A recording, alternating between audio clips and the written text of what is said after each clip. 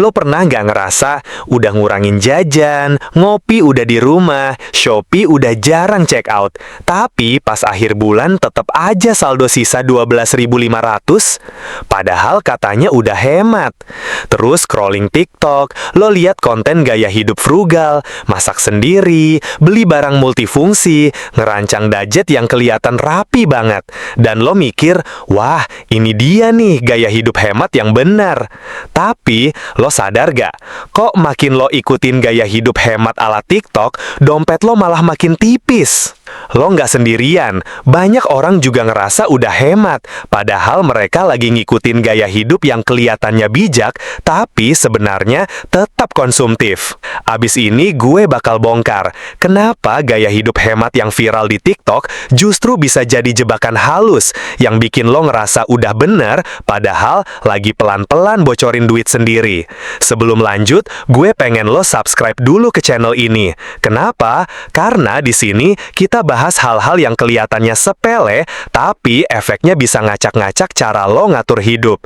Jadi, kalau lo pengen hidup lo nggak diatur sama tren, klik tombol subscribe dan stay bareng gue sampai habis.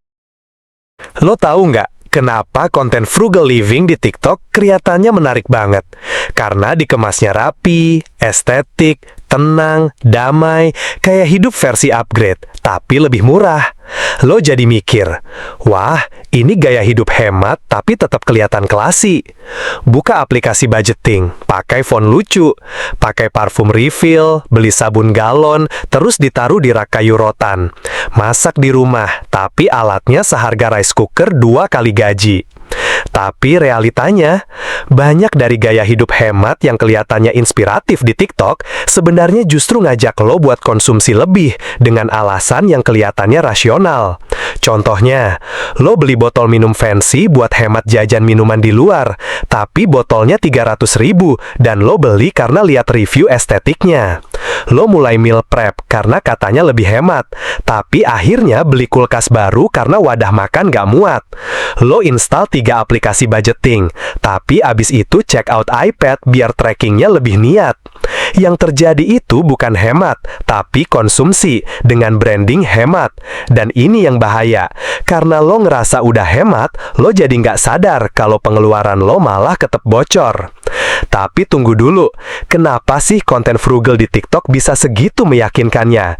Kenapa bisa ngebikin orang percaya kalau beli itu bagian dari menghemat?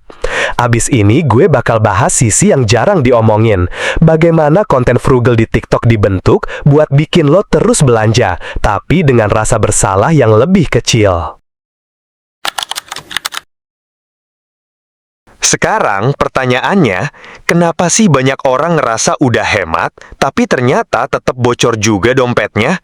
Jawabannya simple, karena yang lo tonton itu bukan hidup hemat, tapi konten. Dan konten itu punya satu tujuan utama, bikin lo stay, klik, dan akhirnya belanja. Nggak peduli lo sadar atau enggak.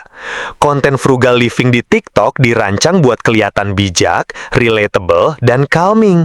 Tapi di balik itu, banyak yang tujuannya cuma satu, bikin lo percaya bahwa beli barang sama dengan bagian dari hidup hemat. Padahal itu manipulatif. Lo diminta buat tetap konsumsi, tapi dibungkus pakai kata-kata manis. Investasi jangka panjang. Alat ini bisa ngurangin pengeluaran ke depannya. Beli sekarang biar nggak keluar duit lagi nanti.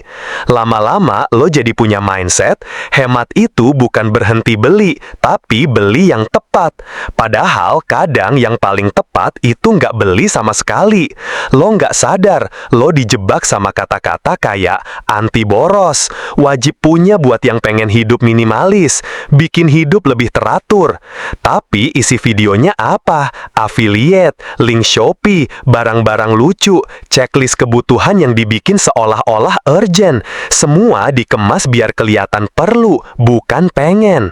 Ini kenapa banyak orang nggak merasa bersalah saat check out. Karena mereka mikir, ini kan buat ngurangin pengeluaran, ini kan buat produktivitas. Padahal kalau jujur sama diri sendiri, itu bukan kebutuhan, itu cuma keinginan yang lo bungkus pakai logika supaya bisa dimaafkan. Dan algoritma TikTok nggak bantu juga. Begitu lo nonton satu video tentang frugal living, lo langsung dikasih 10 video lain yang mirip. Semua ngasih ilusi bahwa hidup hemat harus rapi, harus terstruktur, dan harus ada alatnya. Padahal hidup hemat yang asli nggak butuh dekorasi, nggak butuh validasi, nggak butuh alat. Ini bukan soal beli barang murah, ini soal berhenti beli yang nggak penting. Ini bukan soal ngatur pengeluaran, tapi soal ngatur ego biar nggak pengen terus-terusan. Hidup hemat bukan soal checklist, tapi soal keputusan lo tiap hari, tiap jam, bahkan tiap detik pas lo lihat barang lucu di FYP. Masalahnya adalah banyak orang lebih suka kelihatan hemat daripada beneran hemat. Mereka lebih takut dibilang nggak update daripada hidup sesuai kemampuan. Tapi kalau gaya hemat yang viral itu kebanyakan ilusi, terus gimana bentuk asli dari frugal living yang bener-bener ngebantu lo bebas finansial? Abis ini gue bakal buka kenyataan pahitnya, bahwa frugal living yang sejati nggak seindah di TikTok, bahkan kadang kelihatannya menyedihkan, tapi justru disitulah kekuatannya. Gua harus bilang sejujur-jujurnya ya, frugal yang asli itu jelek. Gak ada lighting hangat, gak ada meja kayu Korea, gak ada lilin aromaterapi di sebelah laptop, gak ada iPad buat budgeting, gak ada rak estetik buat stok sabun isi ulang. Frugal yang bener-bener frugal itu ya, makan nasi telur 3 hari berturut-turut, baju ngantor cuma itu-itu aja, dan gak malu. HP pakai casing rusak tapi masih berfungsi, dikasih bonus tapi nggak buru-buru traktir siapa-siapa, ngelawan gengsi tiap hari, diam-diam. Karena frugal itu bukan tampilan, frugal itu mental. Banyak orang mikir frugal harus kelihatan rapi, bersih, minimalis. Padahal orang frugal sejati nggak peduli dilihat kaya atau miskin. Dia cuma peduli satu hal, merdeka secara finansial. Dan untuk bisa ke situ, lo harus tahan hidup nggak keren di depan orang lain selama bertahun-tahun. Frugal itu nggak viral bro, karena nggak menarik buat dijual, nggak enak dilihat, nggak bisa dilinkin ke marketplace. Orang yang beneran frugal nggak sibuk nunjukin alat yang mereka pakai, tapi nunjukin keputusan yang mereka ambil. Contoh, orang frugal nggak bakal beli 10 storage box buat organize barang. Dia malah nanya, kenapa gue punya barang sebanyak ini? Orang frugal nggak beli blender baru, karena yang lama masih bisa muter, walau suaranya udah kayak mesin pemotong rumput.